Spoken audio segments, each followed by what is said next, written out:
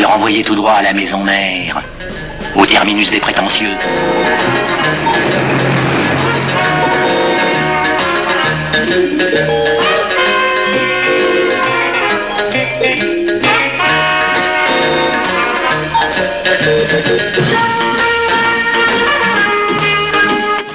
Ans d'interdiction de séjour. Pour qu'il abandonne ses cactus et qu'il revienne à Paris, il faut que lui en arrive une sévère au lieu de rien. Faut qu'il ait besoin de pognon ou qu'il soit tombé dans une béchamel infernale. Je suis sûre que vous serez séduit quand vous le connaîtrez. Je voudrais pas te paraître vieux jeu ni encore moins grossier. L'homme de la pampa, parfois rude, reste toujours courtois. Mais la vérité m'oblige à te le dire, ton Antoine commence à me les briser menu.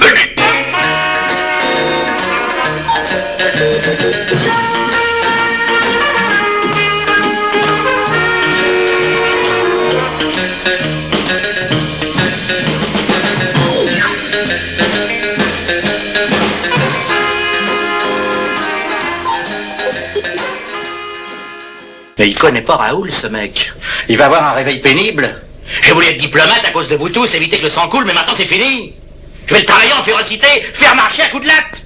À ma pogne, je veux le voir. Et je vous promets qu'il demandera pardon. Et on garde à vous. Je vais lui montrer qui c'est Raoul. Aux quatre coins de Paris qu'on va le retrouver éparpillé par petits bouts façon puzzle. Moi, quand on m'en fait trop, je correctionne plus. Je dynamite.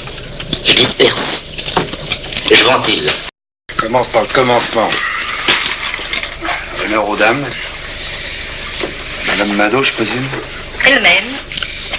Chère madame, Maître Folas m'a fait part de quelques embarras dans votre gestion, momentanée j'espère. Souhaiteriez-vous nous fournir quelques explications? Des explications, monsieur Fernand, il y en a deux. Récession et manque de main-d'œuvre. Ce n'est pas que la clientèle boude, c'est qu'elle a l'esprit ailleurs. Le furtif, par exemple, a complètement disparu. Le furtif? Le client qui venait en voisin. Bonjour mademoiselle, au revoir madame. Au lieu de descendre maintenant après dîner, il reste devant sa télé pour voir si par hasard il serait pas un peu l'homme du XXe siècle. Et l'affectueux du dimanche, disparu aussi.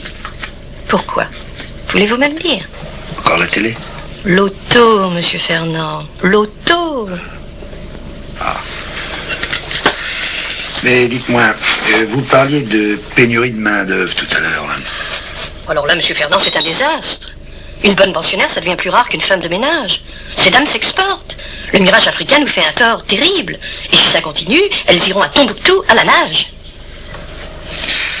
Bien, je vous remercie, madame Mado. Qui est-ce, le mec du jus de pomme? Ça doit être de moi dont vous voulez parler. Dis-moi, dans ta branche, là, ça va pas très fort non plus, hein? Pourtant, du pastis vrai ou faux, on en boit encore? Moins qu'avant. La jeunesse française boit des eaux pétillantes. Et les anciens combattants, des eaux de régime. Et puis, surtout, il y a les whisky. Alors? C'est les drames, ça, les whisky. Tout ça pour vous faire comprendre, monsieur Fernand, que les pastis perdent l'adhérent chaque jour.